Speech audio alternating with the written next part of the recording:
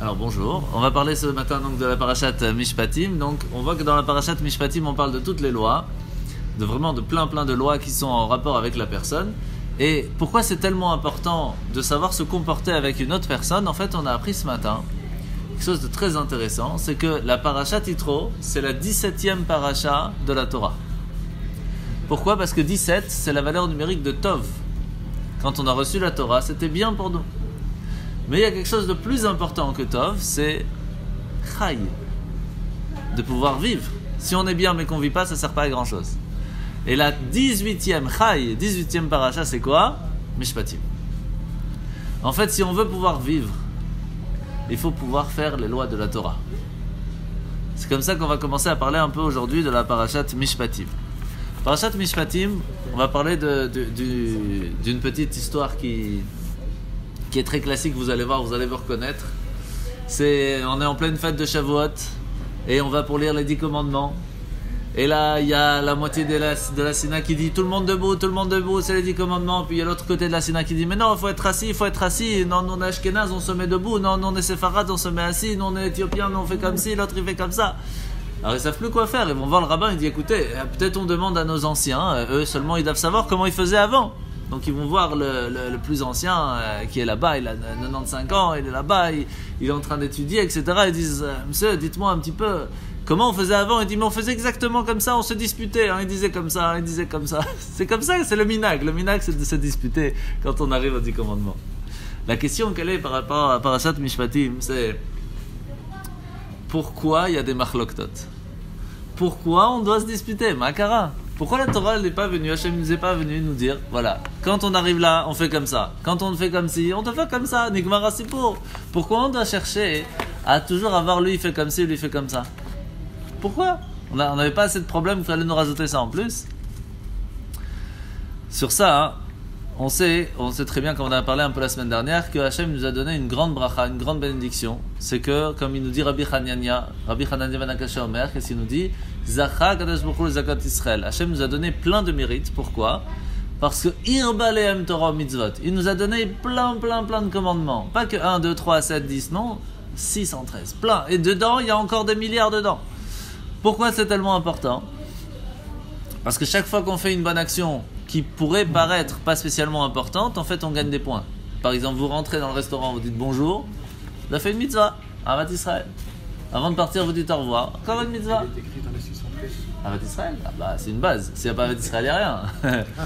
Donc en fait, chaque petite chose qu'on fait, c'est une mitzvah. Donc Hachem nous a donné ce mérite de pouvoir gagner des points tous les jours, chaque instant. Quand on s'habille, on peut gagner des points. Si vous mettez d'abord l'habit de la manche droite et après la manche gauche, vous avez gagné un point. Donc en fait, ça c'est vraiment extraordinaire ce détail. Mais ça ne s'arrête pas là. Est-ce que c'est écrit clairement dans la Torah tout ça? Non. Où c'est écrit? Shulchan Aruch, la Gemara, la Mishnah. Mais tout ça s'appelle comment? Ça s'appelle pas Torah écrite, ça s'appelle Torah orale. La Torah chez Baal Peh. Donc la première question, elle est simple. D'où ça vient la Torah orale? D'où ça vient? C'est pas clair. En plus, on appelle ça quand même la Torah d'Hachem. Venatan lanu et Torato. Et pourtant, c'est quand même des Chachamim qu'ils ont écrit, ce sont des personnes. Alors, est-ce que c'est la Torah d'Hachem ou c'est la Torah des rabbins? C'est une question qui existe depuis des millénaires. Sur ça, on voit bien qu'en plus... Pardon? C'est d'Hachem, il est bien marqué. Ah oui, mais comment ça se fait? C'est pas écrit clairement. Alors pourquoi Hachem ne nous a pas écrit clairement? Voilà, faut faire comme ci, faut faire comme ça. On voit bien par exemple que... J'ai reçu ça, et il a pas écrit par... Ah, il a fait... Mais ça, c'est très bien, on va en parler, très bien. Il faut transmettre. Il faut transmettre, exactement. Alors déjà, regardez par exemple, différence entre Ashkenaz et Séfarade. Chacun y prie différemment. On arrive à Pessah, chacun il mange quelque chose d'autre. Est-ce qu'on peut dire que Hachem il a dit à tout le monde, voilà, pour les Ashkenaz, vous allez manger comme ça. Pour les Séfarades, est-ce que quand on était au Mont Sinaï, c'était comme ça? Est-ce que vous pensez que Moshe il mangeait des kitniot à Pessah? Est-ce que Moshe il mangeait des kitniot à Pessah? C'est dur. Alors, nous on veut faire comme Moshe. Moshe c'est lui qui a reçu direct la Torah, donc nous on va faire comme lui. il faisait comme qui était séfarade ou ashkénaze. Alors on sait déjà que Adam il était ashkénaze. Pourquoi? Parce que Dieu lui a dit Ayeke. Où étais-tu? Ayeke. C'était Ayeke. Mais on ne sait pas si Moshe était séfarade ou ashkénaze. Donc en fait, on va voir que les halachot, les lois claires, ne sont pas écrites clairement dans la Torah. Rabbi Meir. Ça va bien? Installe-toi. Attends, il y a quelqu'un ici.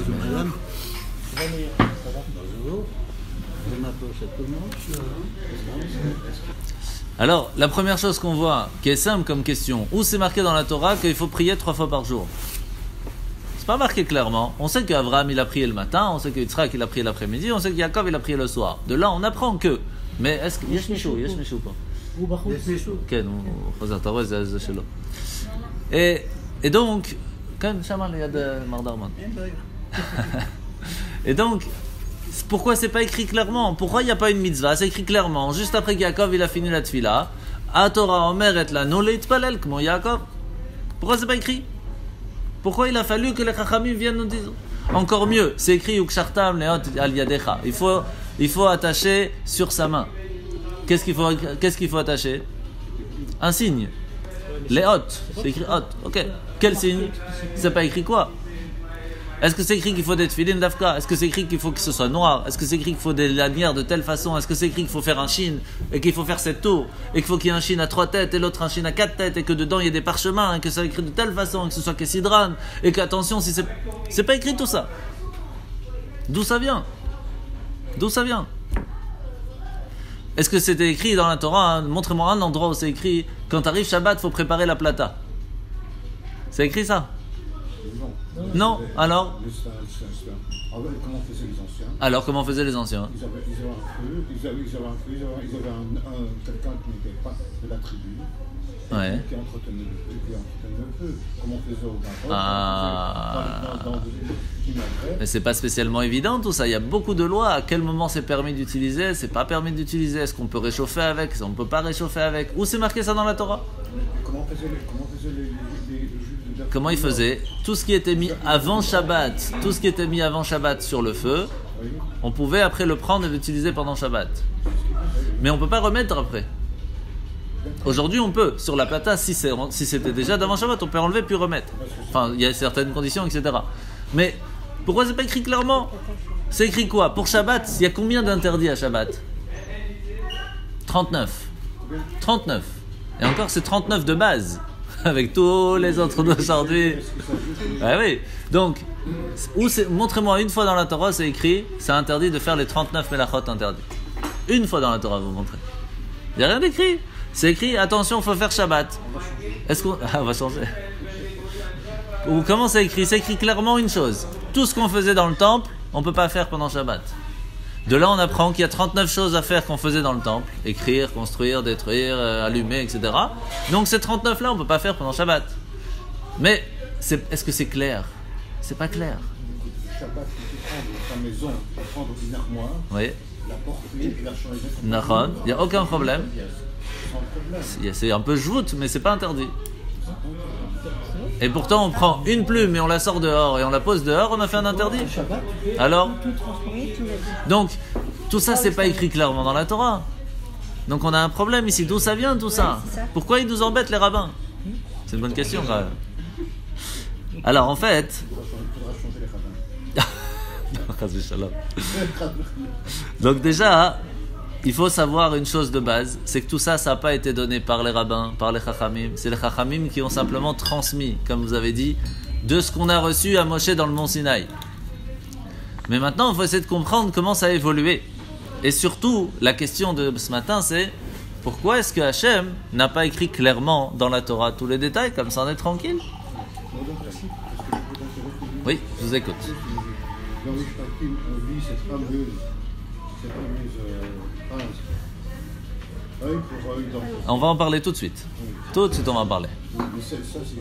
On va en parler tout de suite. Alors. C'est très important. Ah oui, on y va. Tellement de gens n'ont pas compris. Ah oui, c'est sûr. Alors. Mais on en a parlé l'année dernière, je ne sais pas si vous vous rappelez. Au même endroit. Merci. Moi, je suis sensible à ça parce qu'on rentre avec le Dayan. Ah, voilà, c'est ça. Alors, combien il y a de mitzvot dans la parashat Mishpatim? Quelqu'un peut me donner une idée? Il y avait combien de mitzvot dans cette paracha? Dans cette paracha, il y a combien? 362. Non, 53. 53. Pourquoi 53? Parce que dans cette paracha, je dis juste aujourd'hui, cette semaine. Pourquoi? Parce que c'est Gan. Gan, Gimel, Nun, ça fait 53. Le Gan des mitzvot, le jardin des mitzvot se base sur 53 mitzvot qui sont dans notre paracha. Et c'est pour ça que ça s'appelle Mishpatim, parce que c'est de là que commencent un petit peu tous les shoftim, toutes les lois que le juge va commencer à juger, savoir comment il faut faire. Et de là, comme on a dit, c'est de là que va venir 3 grandes masertot, Baba Kama, Baba Metzia, Baba Batra, la base entre guillemets de tout le Talmud. Tout ça de une seule paracha. Et une des choses les plus importantes qu'on voit ici, c'est Aïn Tachat Aïn. Aïn Tachat Aïn, ça veut dire œil pour œil, dent pour dent. Ça veut dire que si quelqu'un a crevé un œil, il faut le crever un autre. C'est comme ça? Non, absolument pas. Absolument pas. Pourtant, Absolument pas. c'est écrit clairement comme ça. Hein? Et c'est pour ça que je te dis, c'est que la semaine passée, je dis, le tort que nous avons eu au XXe siècle, Ouais. c'est de faire une porte au non-juif. Pourquoi? Pourquoi? Parce qu'en disant ça, ils disent, oui, regarde, c'est terrifiant. Alors que ce n'est pas cela. Alors comment explique la Torah? Comment les Chachamim expliquent cette phrase, œil pour œil, dent pour dent? Que si quelqu'un il a crevé un œil de l'autre, donc il ne peut pas aller travailler, donc il va lui payer son salaire qu'il va perdre puisqu'il ne peut plus aller travailler avec son œil. Il aura une indemnité. C'est ça. Et une indemnité qui est aussi en fonction de son âge. En fonction, pas seulement de son âge, du tort, du nezek, donc du dommage, de son âge, de son travail. Donc il y a le juge qui va venir et faire tout un travail pour savoir combien il faut payer. Ça va? Et donc, c'est sûr et certain que jamais la Torah va nous dire comme il t'a fait, tu lui fais. Ça, c'est. Il n'y a même pas de quoi discuter. Ce ne serait pas logique du tout. Et donc, la grande question qui revient toujours, pourquoi la Torah l'a pas écrit Mamon tachat ayn, paye de l'argent à la place de l'œil? Pourquoi la Torah doit nous dire œil pour œil? Dis argent à la place de l'œil. Ce sera pas plus simple. Oui, mais alors pourquoi la Torah doit nous faire comprendre différemment? Écris tout de suite, si tu as crevé un œil, tu payes l'argent du deuil. Pourquoi tu dois décrire œil pour après venir à un problème? C'est Chaval. Parce qu'à l'époque, Hein? le Shulchan Aruch n'existait pas encore. Et alors? On ne connaissait pas encore toutes les finesses. Ben, quand vous me dites, quand ça? Quand? Au moment du don de la Torah? Au moment du don de la Torah, Il n'y avait pas de Shulchan Aruch. pourquoi il n'y avait pas? Parce que de la Torah, ils comprenaient directement le Shulchan Aruch, ils n'avaient pas besoin qu'on leur dise. Il n'y avait pas non plus le Talmud de Bavli. Pourquoi il n'y avait pas? Parce qu'il n'y avait pas besoin d'expliquer, ils avaient déjà l'explication. Oui, mais il y a des gens qui venaient de l'Est. La question, elle est... Non, on était tous les mêmes, on sortait tous d'Égypte. On sortait tous d'Égypte, on était tous les mêmes. Non. Ah, on n'était pas tous les mêmes? Ah, on était tous les mêmes. Chacun avait son outil. Ça, c'est un couteau. Est-ce qu'on ne peut pas faire un couteau un peu plus long, un couteau un peu plus bas? Mais la Torah, on l'a tous reçue directement du Mont Sinaï, et que tout le monde a appris avec Moshe, avec les anciens, et tout le monde avait compris la même chose. La question, elle est pourquoi est-ce que la Torah n'était pas plus claire? Pour nous, aujourd'hui, on est perdu. Elle a été interprétée, on verra après. Alors c'est la question, Donc, quelle est pourquoi? l'intention derrière? C'est ça le débat. C'est ça la question. Pourquoi est-ce qu'Hachem a dû faire qu'on puisse interpréter la Torah alors qu'il aurait été plus simple de mettre clairement les choses? C'est ça la question. C'est ça la question d'aujourd'hui. C'est pour ça qu'il y a eu le Talmud de Bavli.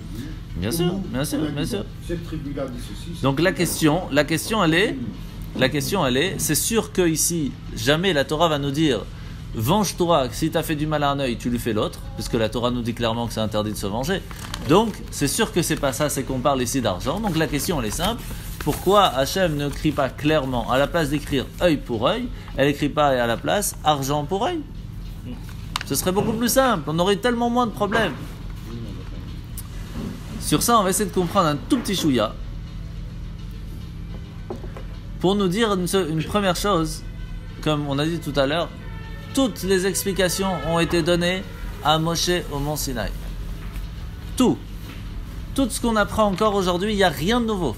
En chadash tachat hashemesh. Il n'y a rien de nouveau. Tout ce qu'on apprend maintenant, ça a déjà été donné, sauf que ça a été caché au bout d'un moment, oublié avec les guerres, etc. Et nous, on fait que ressortir les choses qui ont été oubliées, données au Mont Sinaï.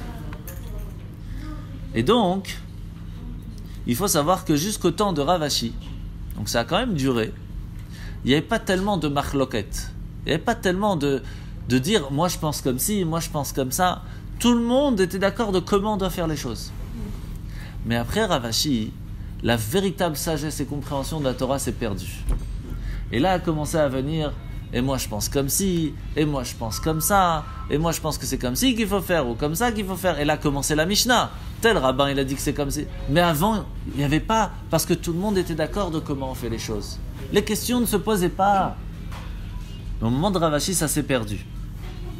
Par exemple, est-ce que vous voyez une marloquette de qu'est-ce que c'est les hadassim? Quand on arrive à Sukkot, est-ce que c'est écrit qu'il faut prendre la myrte? C'est pas écrit?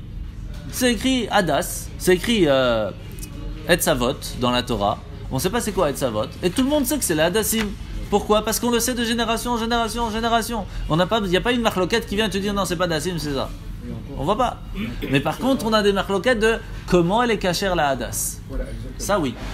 Pourquoi? Parce que savoir ce que c'est, ce que la Torah elle nous dit, ça on le sait de génération en génération. Mais dans le détail, ça on n'a pas. Et ça c'est les Chachamim plus tard qui vont dire non, c'est comme ci, c'est comme ça, et c'est comme ça. Et donc en fin de compte, on voit que tout a été donné au Mont Sinaï, même les plus petits détails, et encore plus spécialement dans les téphilines. Vous savez pourquoi c'est noir les téphilines? Non, c'est simple, c'est parce que Moshe nous a dit. Voilà, il ne faut pas chercher plus loin. Halakha le Moshe Misinaï. Vous savez, il y a 4 niveaux dans les halachot. Les plus classiques, c'est ceux qu'on comprend seuls, comme ne pas tuer, ne pas voler. Après, il y a les plus... salut Boaz. Ça va, tout va bien? Hachem, installe-toi. Après, on a ceux qui sont un peu moins compréhensibles, mais qu'on peut comprendre, c'est les doutes, les témoignages, comme Shabbat, les fêtes, etc. Il y a les choukim qu'on ne peut pas comprendre, Vacherous, Tzitzit, etc. Et puis, il y en a que, même si on veut comprendre et qu'on peut comprendre, de toute façon, tu dois faire et c'est tout. C'est lesquels? C'est plus fort que choukim encore, ça s'appelle Halakha le Moshe Misinaï. Moshe, il a dit comme ça, mon Sinaï, c'est tout. Maintenant, rajoute une table,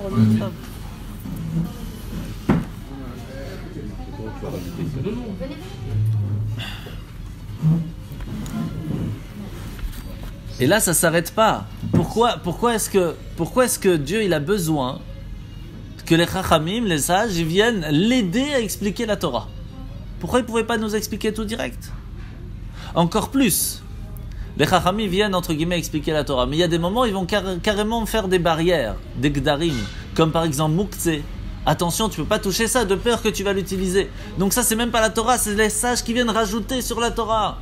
Est-ce que Hachem, il avait besoin qu'ils viennent, les Chachamim, ils viennent l'aider à protéger la Torah? Parce que Dieu, il avait besoin de ça. C'est ça que j'ai eu l'exemple tout à fait au début de cours. Ouais. Je suis ici à Jérusalem, on m'a dit que tu manges ici, Ah oui. tu ne peux pas manger d'avion. C'est les barrières, les barrières. Fais attention à l'unité, les cachets. Tout à fait. Alors tu as un Chacham surnommé qui a dit il ne faut pas faire ça. Bien sûr. Et ça, c'est un droit qu'il a pris qu'il aurait dû peut-être éviter. Ça, je sais pas, chacun fait ce qu'il veut. L'Echaim. Bon, chacun Amen.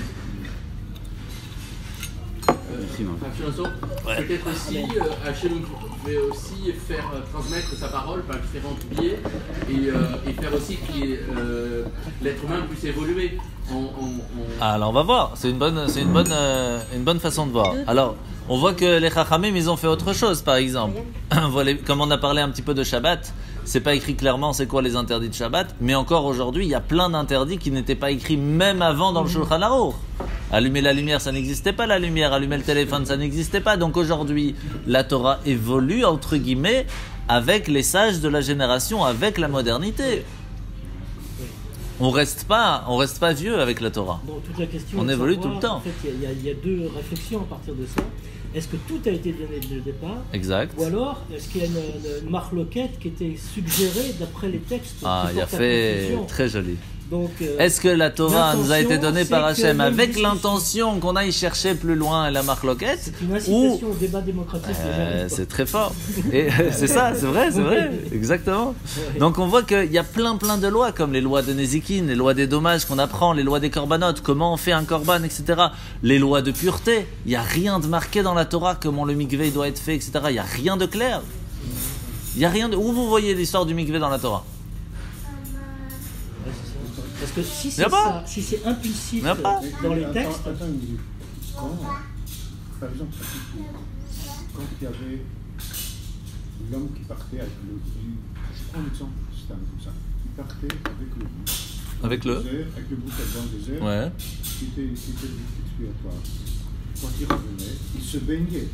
Il a Ah. bien marqué qu'il devait se baigner. Mais est-ce que c'est écrit où et dans quoi? Dans de l'eau. Ah bah oui, sûrement, pas dans du vin, oui. Non, mais l'intérieur, non, dans de l'eau. Et où était de l'eau? Dans un récipient. Oui, mais ce récipient, il doit être cachère d'une certaine façon. Il faut une certaine hauteur de récipient, de piscine. Ça doit être de l'eau normale, de l'eau de pluie. Quand- Combien d'eau? Après, quand les gens sont partis en exil, Ouais. ils sont comme ça, dans toutes les villes où ils ont vécu, que ce soit Rome, que ce soit n'importe Oui, où. partout il y avait des mikvés. Oui, et à ce moment-là, on a dit, voilà, un mikvé, il doit être comme ça. Mais pourquoi? D'où ça vient? D'où ça vient? Où c'est marqué dans la Torah? Il y a bien un chacham qui a dit ça. Et d'où il prend ce chacham? D'où il apprend ça, ce chacham? Et d'où est-ce que prend un chacham aujourd'hui qui nous donne des lois qu'on ne connaît pas? C'est exactement la question. Premièrement, d'où il prend ça? Et deuxièmement, pourquoi la Torah ne nous dit pas clairement à ce moment-là? Pourquoi la Torah nous a pas dit le mikvé doit avoir 40 séados et Nigmar Asibo? Pourquoi il faut que les chachamim ils viennent et qu'ils étudient de la Torah, ils apprennent que comme c'est écrit même et que même c'est 40 et que quand on dit Vlad qui veut dire renaître, un nouveau-né, le mot Vlad ça fait 40 de valeur numérique, c'est de là qu'on apprend que lorsqu'on se trempe dans 40 séados, alors on peut renaître et on devient tout nouveau et on arrive à une certaine pureté. Pourquoi les chachamim ont dû aller chercher ça? Pourquoi la Torah ne pouvait pas nous dire clairement les choses?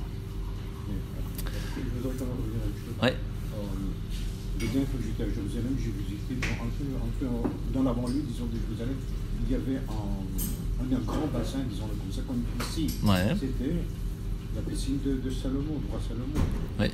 Ah, elle est magnifique. Donc, Elle est magnifique, mais magnifique. alors? Mais donc, moi je peux considérer ça, je pourrais. Mais c'est pas un mikvé. Comme un mikvé, Mais à c'est l'époque pas- de l'époque. Ah bah si c'est de l'eau de pluie, que c'est cachère, etc., il y a plein de détails. Alors ça peut être un mikvé. Je pourrais, Sinon c'est une piscine. en grand vrai. On peut avoir la plus grande piscine du monde qui est pas cachère pour un mikvé. Ça n'a rien à voir. C'est deux mondes tout à fait différents. Complètement changé, avec les siècles. Ah non, il y a des lois. Il y a Hein. plus de Ah, c'est ce que je vous dis. frontières, ça. C'est ce que je vous dis. Il y a des lois quand même qui sont marquées depuis des siècles et qui n'ont pas changé. Et il y a une raison pourquoi. Après, il faut l'étudier pour savoir la raison. Mais la question, elle est pourquoi la Torah ne nous dit pas clairement tout ça? Alors, on voit en fait que Hachem, il nous donne en fait la solution. Toute simple. Il nous dit, sache que je t'ai donné la Torah et je vais te donner 13 façons comment l'étudier. Tous les matins, on dit Rabbi Ishmael Omer, Bishlosh Esrei Midot HaTorah Nidreshet. Il y a 13 bases d'explication comment on peut traduire, comment on explique, comment on va chercher de tel mot à tel mot, et Kalvachomer, Vechoulé. Et tout ça, ces 13 façons, ces 13 bases d'études vont nous permettre de comprendre véritablement ce qu'est la Torah. Donc en fait, Hachem nous a donné les outils de comprendre la Torah.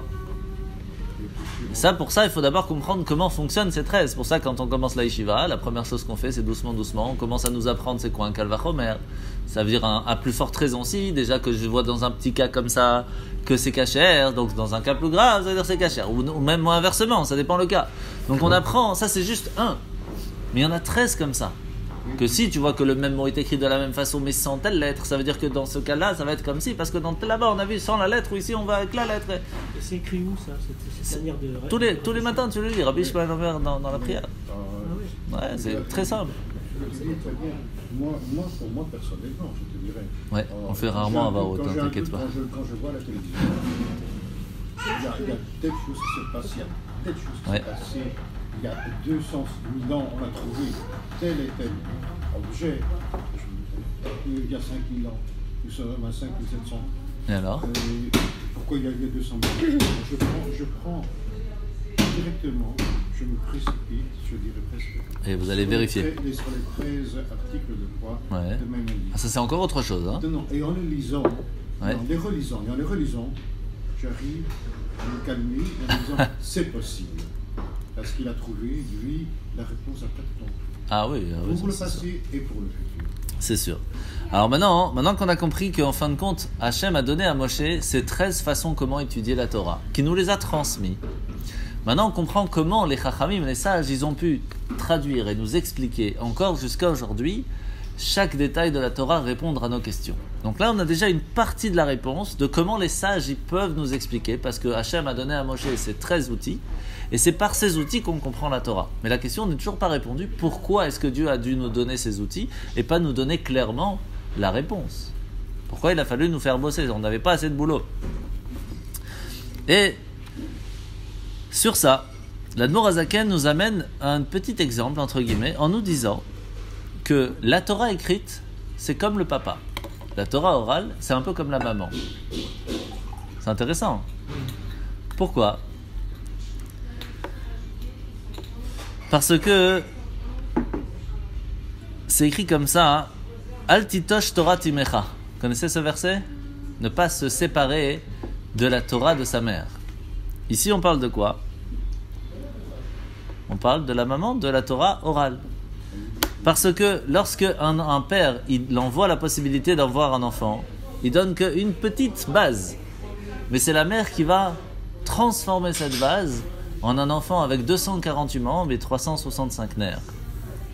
De la même façon, la Torah c'est une base, c'est la Torah du père, qui va être transformée, expliquée en 248 mitzvot positives et 365 interdits grâce à la mère qui est la Torah orale. C'est pour cela que la Torah orale, la Torah chez Baal Pé, est appelée la maman de la Torah. Et c'est pour cela que chaque fois que vous allez monter à la Torah, qu'est-ce qu'on dit? Vechaye olam nata betochenu. Ça veut dire quoi, nata? Il a planté à l'intérieur de nous. C'est quoi planter? C'est mettre une graine et qui là, elle va grandir, elle va devenir un arbre. De la même façon, Hachem nous a donné la Torah, il nous dit je te donne la graine, je te donne la base. Maintenant, il faut la faire fleurir. Et pour faire fleurir ça, il va falloir mettre de l'eau, il va falloir expliquer, il va falloir travailler, il va falloir attendre. Il y a beaucoup de choses à faire avant qu'une graine elle devienne un arbre et encore plus qu'elle puisse donner elle-même des fruits. Et donc une des bases du Talmid Chacham c'est quoi? C'est de savoir étudier, de savoir être patient, de savoir travailler, etc., etc. C'est ce qui va lui permettre, grâce à la Torah orale, de pouvoir comprendre ce qui est écrit dans la Torah écrite. C'est pas quelque chose de facile, attention.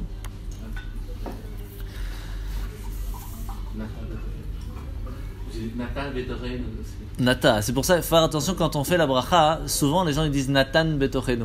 Mais c'est Nata. Hein. C'est autre, oui, ça donne. Mais beaucoup se trompent, attention, c'est pas.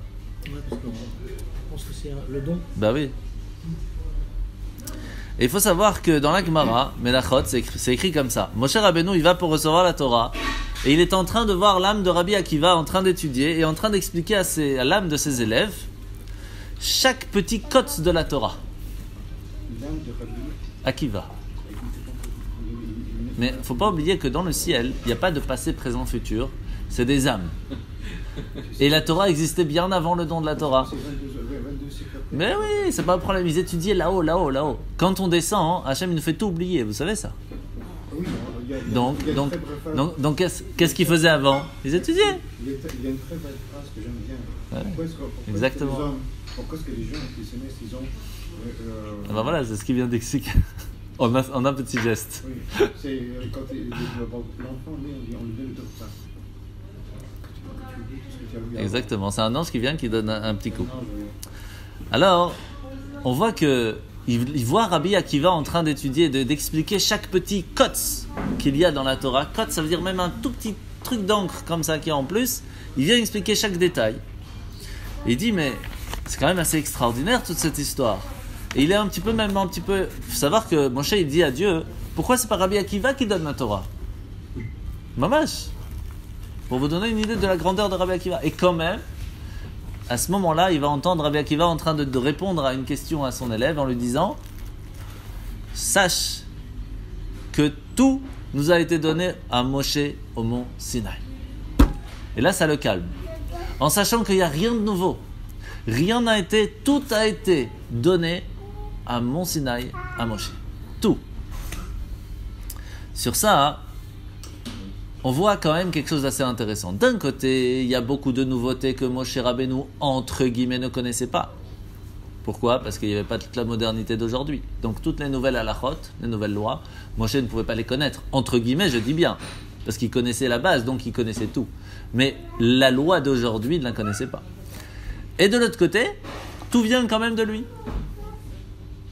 Alors, Comment ça marche? Les Rachamim se sont posé des questions. Si un astronaute Oui. est lancé dans l'espace. Pour Shabbat. Ah, c'est pas évident. Il a 11 minutes à peu près, un truc comme ça. Et que petit faire que petit. Donc là, il peut donner d'autres qu'il va faire. Oui, il y a plein. Ben, donc tout ça, ce sont des nouveautés qu'il n'y avait pas à ce moment-là. Rien transporté à l'extérieur de la fusée. Alors pour ça, la question reste, pourquoi est-ce que Dieu a fixé à ce que la Torah ne soit pas compréhensible pour tous et qu'elle ne soit compréhensible que par ces outils que l'on va utiliser nous plus tard? Pourquoi il a fallu faire ça? En fait, on raconte, sûrement vous connaissez l'histoire de Rabbi Eliezer ben Orkenos. Rabbi Eliezer ben Orkenos, quand il était jeune, il a dit à son père, je ne veux plus travailler dans les champs, je veux aller étudier la Torah. Son père n'était pas très d'accord. En fin de compte, il va partir avec rien, juste quelques habits. Il va marcher jusqu'à Jérusalem, aller dans la yeshiva de Rabbi Yochanan ben Zakkai, et va étudier là-bas. Il avait rien, tellement rien, que tout ce qu'il pouvait manger, il prenait des racines. Et il mangeait les racines.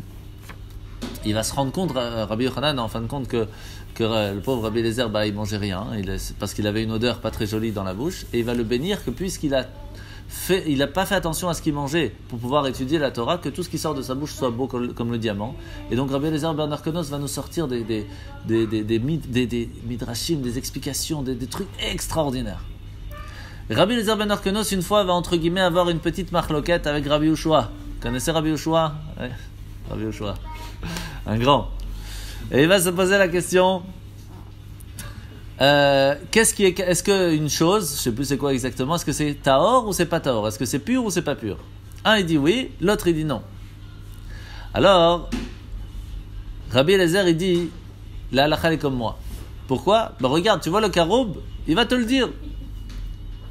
Et le caroub va commencer à sortir de ses racines. Et il a dit, c'est pas ça qui va me donner la preuve. Ça, c'est pas ça, les miracles, c'est pas la fin du monde pour moi. Alors il dit que le fleuve, il change carrément. Il allait de ce côté et qu'il change de côté. Il a changé de côté. Il dit, mais c'est pas pour moi, c'est pas une preuve. Et plein d'autres trucs comme ça, jusqu'à la fin, il dit que Dieu lui-même, il te dise.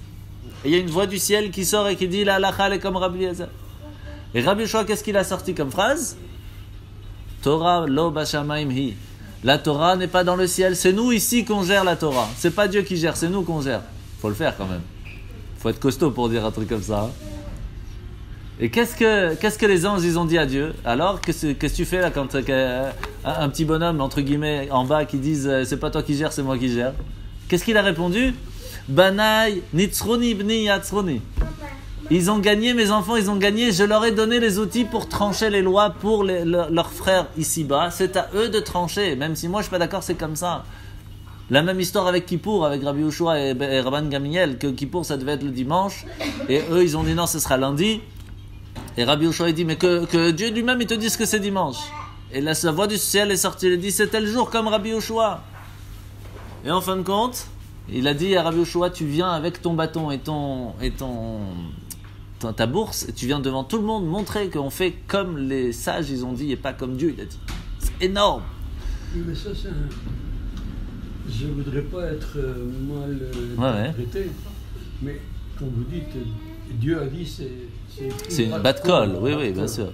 Donc une espèce de voix.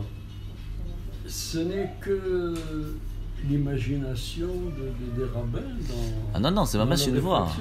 Non, c'est une voix du ciel qui sort. Avant, ils entendaient ces voix. Il faut savoir que tous les jours, c'est écrit dans Pirkei Avot. Chaque jour, il y a des voix du ciel qui sortent, mais malheureusement, nos oreilles, ils ont tellement entendu des shtouyot qu'ils n'arrivent pas à écouter ces voix. Mais tous les jours, il y a des voix du ciel qui sortent. Parce que moi, j'ai l'impression qu'à chaque fois qu'on est devant une marque et il est difficile de... Ouais. Bédiavad, après, bien sûr, on sait bien qu'on ne peut pas avoir un jour de Kippour le Shabbat, le Yom Rishon. Oui, exactement. Mais avant, et qu'ils discutent, c'est très bon. Moi, j'ai l'impression qu'à chaque fois qu'on ne peut pas sortir d'un dilemme, alors on dit il y a Yatsa Bat Kol. Oui, mais on ne se base pas sur la Bat Kol, c'est ça la force. C'est ça la grandeur. Oui ou non? Non, on ne se base pas. Pourquoi on ne se base pas sur la Bat Kol? Parce que Hachem nous a donné les outils pour nous choisir, comprendre ce que Hachem veut dans sa volonté qui est écrit dans la Torah et faire ce que les Chachamim ont fixé. C'est ça qui est extraordinaire. Mais c'est un danger, parce que tu as des gens qui pense que c'est un chacham. Ah, c'est ça le problème. Qui est appelé chacham, un grand chacham, pour dire je peux moi faire parce que je comprends la Torah. Ça, c'est une autre question. C'est normal qu'on se trompe, on est tous des humains. Il y a quelques siècles, avec un soi-disant Messie. Ah aussi, même Rabbi Akiva s'est entre guillemets trompé à un moment avec Bar Korba, même si à la fin il a dit non, je me suis trompé. Personne n'est parfait, M. Valder, vous comprenez? Mais Hachem nous a donné ces outils et il nous a demandé de les utiliser. Mais la question est toujours présente. Pourquoi? Qu'est-ce qui se passe ici que c'est Dafkano, le peuple juif, qui va devoir aller chercher maintenant tous ces détails qui sont écrits dans la Torah. Sur ça, la question revient encore. Pourquoi c'est pas écrit directement Mammon Tachat Yain? Pourquoi c'est pas écrit l'argent à la place de l'œil? Et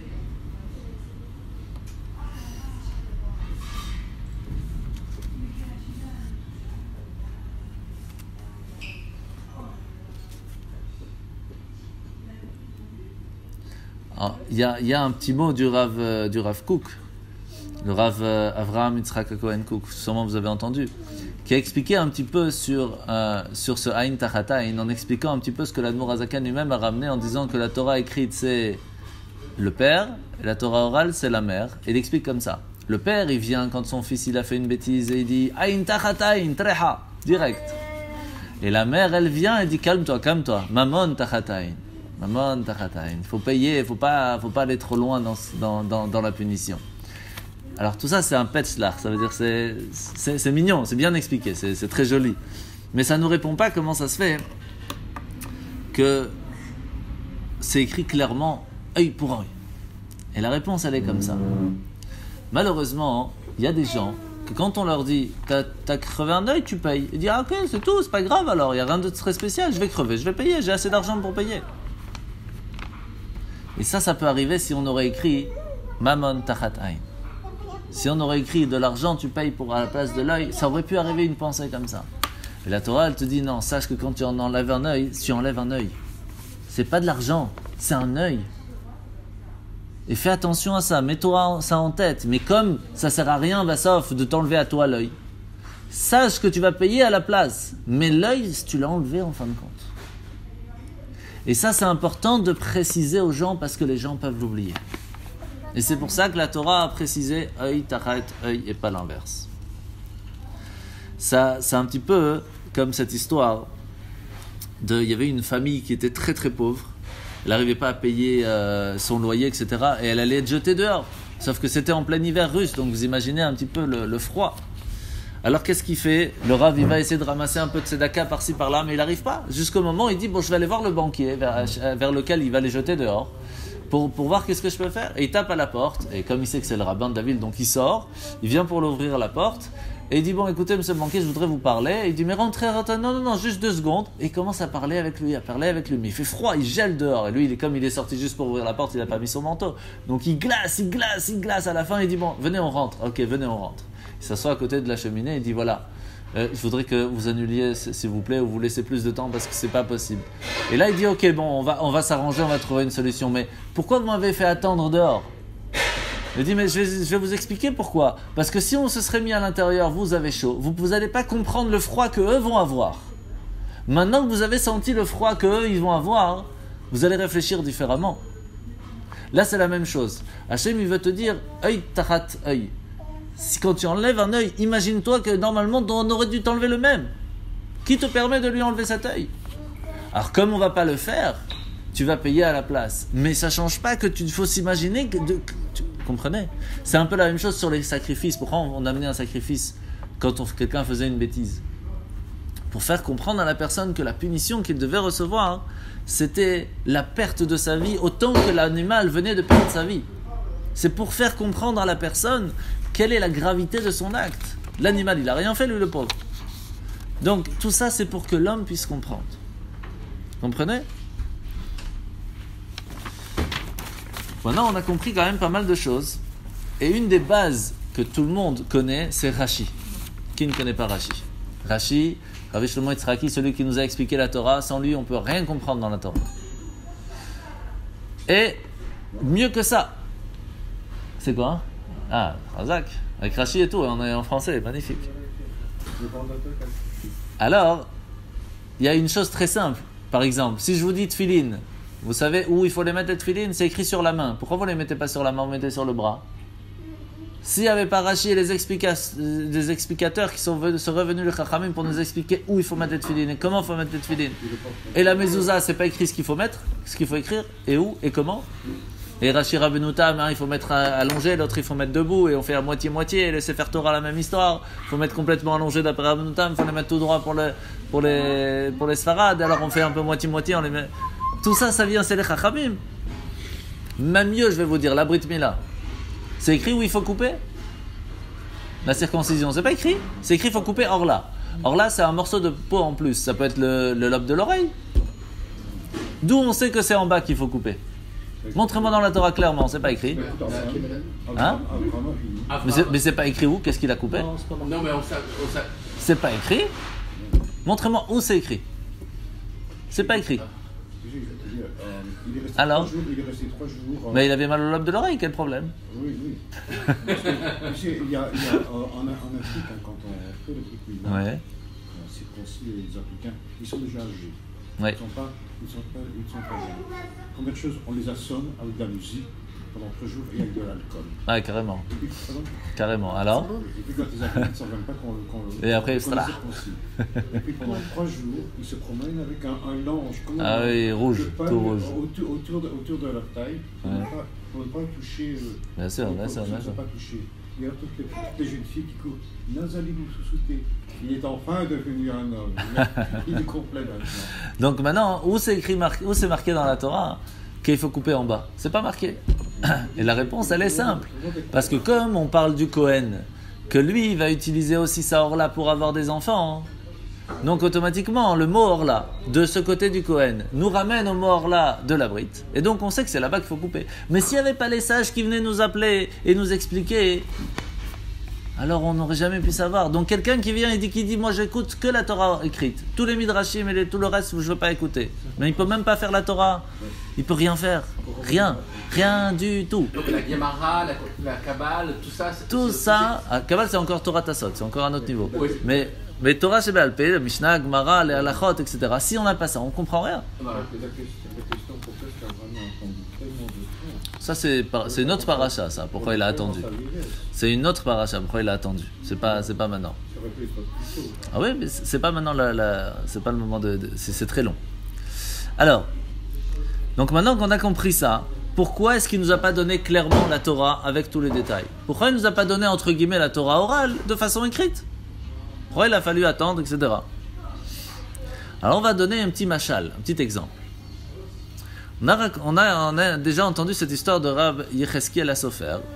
Une fois, il avait oublié une valise avec des diamants à l'intérieur, à la bourse. Et le gardien, il dit, j'ai trouvé votre valise. Donc il était content, il lui amène la valise et il dure comme ça. Et il pose la valise.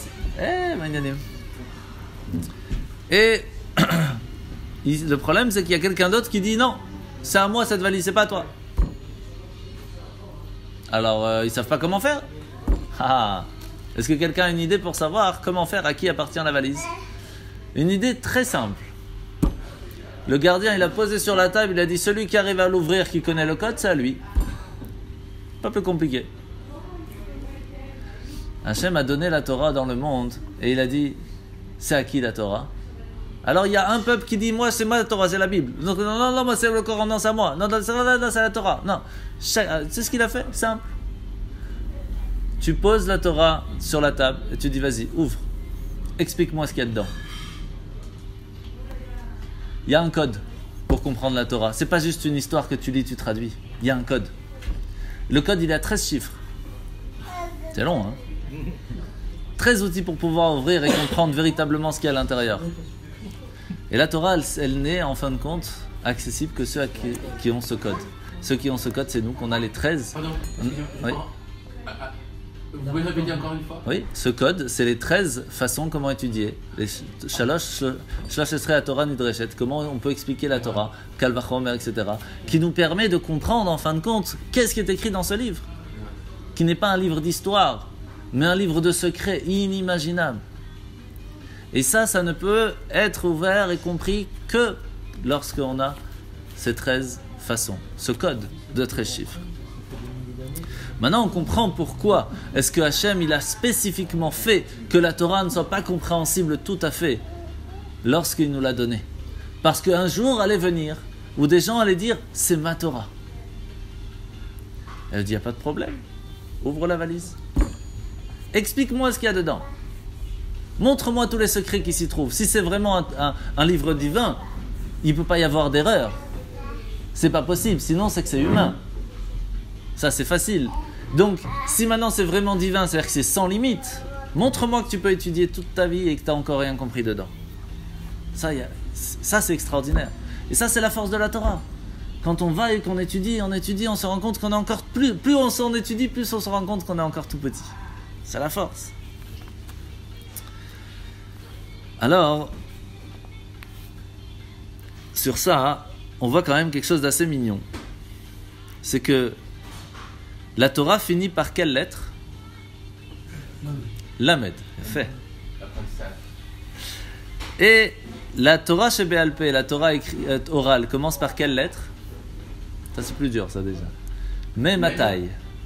Par Mishnah Brachot. Mematai Korin Netshema Bervin. Le même. Pour nous dire en fait la Torah elle finit par Lamed, mais elle commence directement par la lettre d'après. On est toujours dans la suite, c'est toujours la même chose. Mais quelque chose d'encore plus joli, écoutez bien. Les 10 commandements commencent par quelle lettre? Aleph. La Mishnah commence par quelle lettre? On vient de le dire. Le même. Comment commence la Gemara?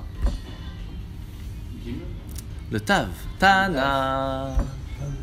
Aleph, même Tav, ça fait quoi? Emet. Vérité. Bien fait? Bien fait? Bien fait, hein? Ouais. C'est pas moi, hein, je fais que transmettre. Non, Hein. Vous avez bien transmis. C'est bien. Il y a de ça, il y a fait. Bon, Hachem. Alors, vous savez, très souvent, on a des questions et on veut chercher les réponses autre part, mais la réponse, elle est chez nous. Si on veut vraiment s'asseoir et étudier, on trouvera la réponse. Quand on commence à étudier vraiment, c'est pas vrai, on commence à étudier vraiment, on trouve la réponse. Vous savez, une fois, il y a un certain monsieur Weinreb qui est parti voir le rabbi en lui posant la question, pas à lui directement, mais par son secrétaire, en lui disant, voilà, je suis professeur dans telle étude de philosophie, etc. Et j'ai plein de questions d'élèves qui commencent à me toucher, je commence à avoir des doutes. Alors, le rabbi dit, mais où est-ce qu'il habite? Au Maryland? Qu'il aille poser la question à monsieur Weinreb. Lui, sûrement, il connaît la réponse. Sans savoir qui a posé la question. Et là, il a compris qu'en fait, la Torah, elle est chez toi. Elle est dans chacun d'entre nous, elle y est déjà. Et elle peut devenir une partie de toi. Si tu es prêt à aller l'ouvrir. La valise, elle est chez toi. Mais tu as plusieurs possibilités d'essayer comme code. Alors, il y en a qui arrivent à ouvrir qu'avec un code, parce que c'est tout ce qu'ils connaissent. Donc au moins, ils ont une partie. La partie historique, la partie après, il y a une deuxième, la partie un petit peu compréhensible, etc. Mais quand on a les 13... et qu'on commence à étudier profondément, on se rend compte qu'il n'y a plus de doute. Vous savez qu'une des forces que la Torah nous dit, c'est qu'il y a la imuna, la foi. Mais Hachem, il nous dit dans la Torah, Veyadata et Hachem Elokecha. Tu dois connaître ton Dieu. Pour connaître, il n'y a plus de problème de imuna. C'est plus un problème de foi, il faut le connaître. Mais pour le connaître, il faut étudier. Comment on peut connaître quelqu'un? Est-ce que quelqu'un connaît sa femme comme il faut? Impossible. Cherchez pas, elle est là. Oubliez. Pour connaître, il faut aller chercher dans les détails chaque petite chose, comment elle réfléchit, comment elle comprend, comment elle voit les choses. Et ça, c'est impossible. Hachem, il nous dit, j'ai écrit un livre avec toutes mes connaissances, avec toutes mes volontés, avec toute la façon comment je réfléchis. Étudie-moi et tu sauras ce que j'ai en tête. Et donc, tu sauras comment me faire plaisir. Ça, c'est la force de la Torah. Et Hachem, il nous dit, je veux que tu grandisses. Je veux pas que je te donne tout comme ça, facilement. Non, je veux que tu grandisses par tes propres moyens. Je veux que tu sois un associé à la création du monde. Ça, c'est la force. On est associé à la création et au fonctionnement du monde. Ça, c'est la force que lorsqu'on va à la choule, on a deux sortes de personnes. On a celui qui vient et qui écoute le rabbin, ce qui est très bien. Et on a celui qui se lève et qui dit « Monsieur le rabbin, j'ai étudié cette semaine, je voudrais moi aussi expliquer quelque chose. J'ai appris par moi-même ou j'ai écouté un autre et je voudrais le transmettre. » Ça veut dire j'ai grandi par moi-même, j'ai réussi à connaître et donc je veux aussi le transmettre. Ça, c'est fort. Parce que j'ai pas seulement écouté, j'ai grandi par cette étude. C'est deux niveaux tout à fait différents. Et alors, si c'est comme ça, comment c'est possible d'avoir des marloquettes? Si Hachem nous a donné tous les outils pour réussir à trouver la vérité, comment ça se fait que dans la vérité, il y a plusieurs vérités? Est-ce que c'est possible? Est-ce que c'est possible de dire qu'il y en a un rabbi qui dit ça c'est kasher, l'autre il dit c'est pas kasher? Est-ce qu'on peut dire que les deux ont raison? Eh oui, et c'est ça qui est spécial, c'est ça qui est fort. Hachem il nous dit dans la Torah, normalement la halakha c'est acharei rabim leatot. Ça veut dire qu'aujourd'hui dans notre monde on doit aller après la majorité. Mais quand même, zeveze divrei Elokim chayim. Les deux, ce sont des paroles divines qui sont vivantes, qui sont exactes et les deux ont raison. Sur qui compter? Ah non, on peut pas ça, non. Quand la loi elle est fixée comme ça, on peut pas dire moi j'écoute l'autre. Ça on peut pas faire. Si la loi elle est pas fixée, c'est autre chose. Mais si la loi est fixe, on peut pas dire je pense comme l'autre. Ça ce serait trop facile, sinon tu fais ce que tu veux. Non. Et c'est pour cela que lorsqu'il y a eu l'histoire de Kippour, il a obligé le rabbi qui lui-même avait donné la preuve que Dieu entre guillemets est venu dire à tout le monde que c'est lui qui a raison. Il est venu avec sa bourse et son bâton devant tout le monde le jour de Kippour pour montrer à tout le monde que même si on a raison, même si Dieu te dit que tu as raison, tu as tort. Tu dois faire comme les sages ils ont fixé. Parce qu'on ne peut pas choisir nous, qu'est-ce qu'on veut faire. On se doit de faire ce que les sages ont fixé en fin de compte. Il y a des dossiers ouverts quand même, non? Il y a quelques dossiers ouverts, oui, bien sûr. Mais généralement non. Mais quand même, les deux ont raison. Et la force que nous on doit faire, pas seulement la force, le but, la raison pourquoi on est sur Terre, c'est de travailler à trouver la raison pourquoi ça a été choisi comme ça et pourquoi l'autre n'a pas pensé comme ça et comment en fin de compte la halakha elle doit être faite. Et ça, c'est à ce moment-là qu'on peut appeler une personne qui est devenue, c'est Natanano et Torato. Que ça devienne notre Torah. Une partie de nous-mêmes. On a tellement travaillé pour la comprendre, pour l'assimiler, pour devenir une partie de nous, que ce soit notre vie, ce soit la Torah. Alors on peut l'appeler notre Torah. C'est pas évident, mais c'est le but. Et donc c'est la différence qu'il y a entre simplement écouter un shiur et poser des questions dans un shiur. Participer au shiur, c'est important. Et après, surtout, ça s'arrête pas là. Transmettre ceci à sa femme qui est restée à la maison. Sans vouloir regarder personne. Je ne regarde personne, mais je connais la personne. Sa femme était professeur. En plus, donc encore plus il faut. Ouais. Sa femme était professeur. Je te dis comme ça. Il a parlé de ma femme. Je lui ai dit que ma femme était professeur de religion. Ouais. Alors maintenant, vous savez que lorsqu'on arrive là-haut, Dieu va nous poser plusieurs questions. Alors il y a des questions de base qu'on sait. Ça c'est marqué clairement, on sait. C'est écrit dans Shabbat, page 31. Dans le Gemara, une des premières choses c'est Nasata Venatata Be'emuna. Est-ce que quand tu es parti travailler, tu l'as fait avec honnêteté? Est-ce que tu as donné la tzedaka, etc. De base quoi. Est-ce que tu as fixé des moments fixes d'étude de la Torah dans la journée? Fixe, même une seconde, mais fixe. Est-ce que tu t'es occupé d'avoir des enfants? Est-ce que tu as attendu que Mashiach arrive ou tu t'as laissé, bon c'est pas grave, c'est pas pour tout de suite, on s'en fout? Est-ce que tu as fait du pile-poule de la Torah? Est-ce que tu es parti chercher comprendre vraiment les détails de la Torah? Et est-ce que tu es parti comprendre des choses à l'intérieur des choses qui sont écrites dans la Torah? C'est des questions qu'on va nous poser. Et ça, on peut le faire en écoutant un shiur, en écoutant un cours, mais on se doit de le faire aussi lorsque nous, on va les chercher à l'intérieur. Et ça, c'est plus fort. Et en fin de compte, il y a en fin de compte 4 façons de base de comprendre la Torah. Vous connaissez, c'est le Pardes. Oui, il y a 4 personnes qui sont rentrées dans le Pardes. Le seul qui est rentré Béchalom, qui est sorti Béchalom, c'est Rabbi Akiva. Dans le Sha'ar HaGilgulim, il est marqué comme ça. Vous avez étudié un peu le Sha'ar HaGilgulim? C'est écrit comme ça. A Torah Ishoresh Neshamot Kol Israël Ki Mimenahem Nithavu. La Torah, c'est la base, c'est la source de toutes les âmes. Parce que toutes les âmes ont été créées par la Torah. Il y a combien d'explications dans la Torah? 600 000. Il y a combien d'explications allusionnées dans la Torah? 600 000. Il y a combien d'explications de Midrash dans la Torah? 600 000. Il y a combien d'explications cachées dans la Torah? 600 000. Et c'est pour cela qu'il y a 600 000 âmes dans le peuple juif. Parce que chacun est attaché à une certaine compréhension. Mais en fin de compte, la Torah, il n'y en a qu'une. C'est bien pour les Tunisiens, la Torah est une.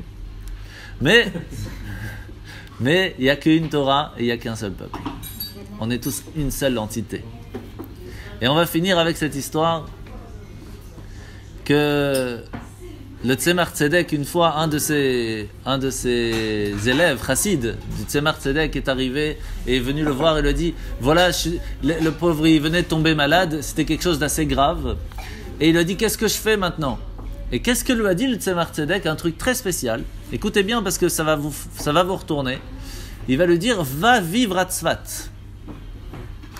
Alors bien sûr, quand le rabbi dit quelque chose, il faut faire. Donc il ne se pose pas la question, il va. Mais quand même, il demande au rabbi, est-ce que vous pouvez m'expliquer pourquoi? Écoutez bien la réponse. Il va dire, je vais t'expliquer pourquoi. La maladie que tu as reçue, c'est une maladie que d'après le rameau, d'après les Ashkénazes, le rabbin Ashkénaze, un animal qui a cette maladie n'est plus appelé vivant, et donc l'animal n'est pas kasher. Je répète. Le Tzemar Tzedek, il dit à son élève, sache que la maladie que tu as reçue là maintenant, d'après le rabbin Ashkenaz, d'après le rameau, l'animal, s'il a cette maladie, il n'est plus appelé kasher. On ne peut plus le manger parce que c'est une maladie qui enlève la vie. Mais le Beth Yosef fait contradiction avec lui. Le Beth Yosef, il pense que la Torah, que cette maladie ne rend pas complètement, il n'enlève pas complètement la vie, il peut encore survivre avec, et donc l'animal est kasher. Tant que tu vivras en dehors d'Israël, c'est le rameau qui gère. Quand tu iras en Eretz Israël, c'est le Beth Yosef qui gère. Et donc, si tu vis là-bas, la force même de la loi que le Beth Yosef va te dire que l'animal, dans ce cas-là, sera kasher, ça pourquoi? Parce qu'il peut survivre. Toi aussi, tu peux survivre. Mais tant que tu restes en dehors d'Israël, le rameau gère, et donc tu ne peux pas survivre. Pour vous donner une idée, comment est-ce que la force d'une halakha fixée par un rav peut faire un changement dans la vie d'une personne. L'chaim.